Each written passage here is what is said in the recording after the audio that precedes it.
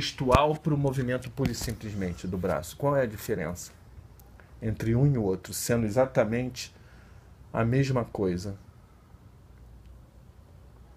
A Vamos dizer assim, uma significação, pantomima faz assim, a construção do sentido.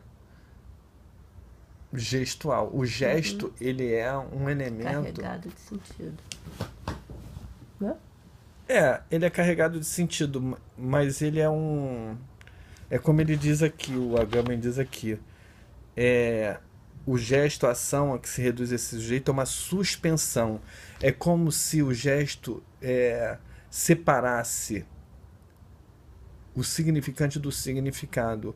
Como se ele mostrasse, olha, isso aqui é um movimento. Como se ele suspendesse aquele movimento.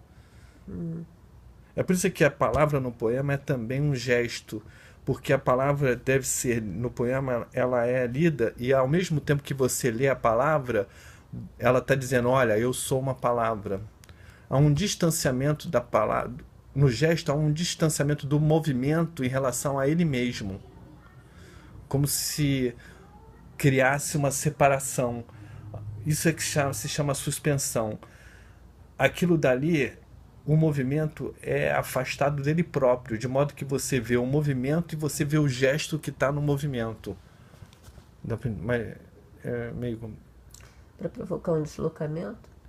para provocar um deslocamento, para provocar isso que você viu no texto do Klobuchar, uma desautomatização da percepção. Porque quando você está no movimento, você não percebe o que no movimento é gestual. Muitas vezes você perde inteiramente. E o gesto, olha, peraí, olha só, estou movendo o braço. É como se vamos dizer assim, um ator Mas ou se um todo panto... movimento é gesto, em todo movimento é o gesto? Não, Não. não. Mas, também É a não. diferença de um ator de pantomima. O pantomima é puro gesto, né? Mas o que faz a pantomima do ator? Ele cria uma distância entre qualquer movimento que ele faz corporal e o próprio movimento que ele está fazendo. Esta distância é que gera um sentido. É como se você visse, bem, ele está movendo o braço, mas ele não está só movendo o braço. Ele está fazendo alguma coisa a mais do que mover o braço. Esse alguma coisa a mais que mover o braço é o gesto. Por isso é que ele fala aqui que o gesto tem um lado espectral. Do sujeito vacilante espectral deve emergir então um gesto. A ação a que reduz esse sujeito a uma suspensão, a reserva de viver com êxito.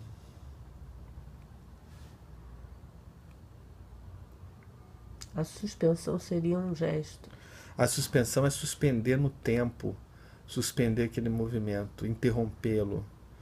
Quem faz muito isso também é o Brecht, né? Porque é um teatro da interrupção. Ele interrompe o movimento para que você possa pensar o movimento e não aquilo dali não passar invisível de você. Mas o espectro não seria justamente aquele que não pensa? Não pensa? Não, por que o espectro não pensa? Porque o espectro não é sujeito. O espectro é um pouco um duplo, né? Você tem o seu corpo e tem o espectro. O espectro é um duplo do seu corpo. Mas a questão não é só pensar o Não é tem o seu um corpo e tem o duplo apagado? Um duplo que não... Como assim, duplo apagado? Quando você fala espectral, o fantasma não é um duplo. O fantasma é uma imagem daquilo que não está lá. Muitas vezes o fantasma é um duplo, sim. Mas daquilo que não está lá. Pode ser um rastro. Um rastro. Como é que um rastro faz um gesto? Um rastro não é o próprio gesto? Ou melhor, o gesto não é o próprio rastro? O gesto é um rastro. O gesto é um rastro. É como se um movimento deixasse um rastro. E você pudesse olhar, então, um movimento como um signo. Mas E e o não mais como um espectro? mero movimento. É a diferença de um ato entre, por exemplo, uma pessoa levantando e sentando numa cadeira, e essa mesma pessoa levantando e sentando na cadeira, fazendo exatamente o mesmo movimento num palco de teatro. Num palco de teatro, aquele movimento se torna um gesto. Mas qual é a diferença que existe entre uma pessoa levantar e sentar de uma cadeira num palco de teatro e levantar e sentar em qualquer cadeira na sala de estar da sua casa? Qual é a diferença? A diferença, ou seja, qual é a diferença entre o movimento corporal e o gesto? É uma diferença. Porque o gesto está carregado de sentido, mas ele não é utilitário. Não tá Ele está, de inserido certa no... forma, o ator está chamando a atenção para aquele movimento. Não, e o espectro, por exemplo, que o Agamben estava falando aí, por exemplo, seria...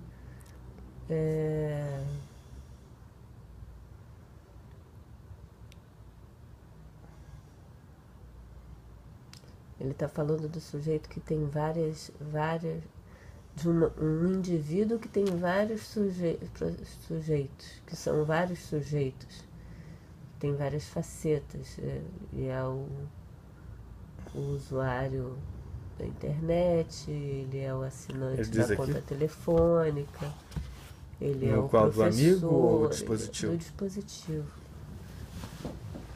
Como se fossem várias máscaras. Como se fosse mais ou menos. E o gesto seria, talvez... Mas ele fala sobre o gesto nesse ensaio do dispositivo? Não foi isso que você leu? Não, isso é a introdução de alguém, de quem escreveu a introdução, não sei quem foi, que está falando sobre o gesto. Ou é ele mesmo? Não, essa apresentação é quem que está escrevendo? Não, deixa eu ver aqui. Quem escreveu essa apresentação?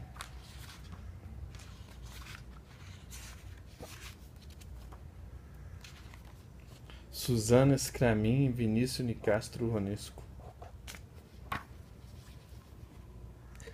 Bom, de qualquer maneira, se eles escreveram isso na introdução, é porque deve estar no texto em algum momento, não é?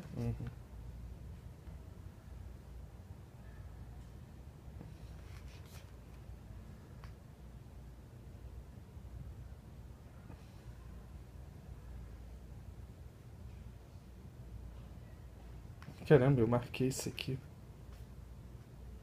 Falei que estava todo rabiscado.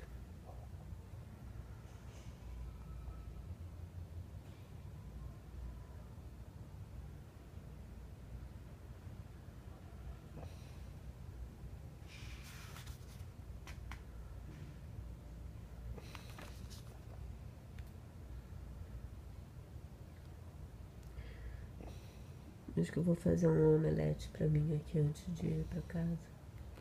Eu não tenho comida, tem só um. Pois é, então quer comer um omelete aqui? Seria uma boa. Então tá.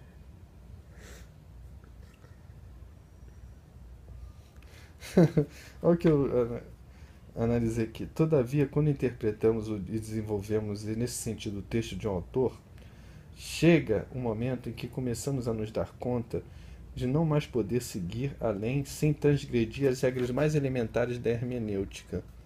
Isso significa que o desenvolvimento do texto em questão alcançou um ponto de indecidibilidade no qual se torna impossível distinguir entre o autor e o intérprete.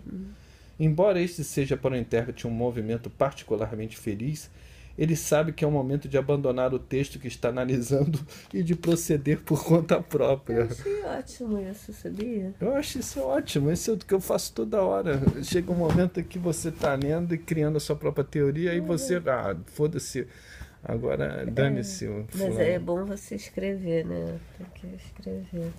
Você tem escrito as suas teorias? Não. Você tá me registrando? Eu tô esperando você falar do espectro. Vê se você acha aí. Não, tô lendo que eu sublinhei aqui. Eu vou parar.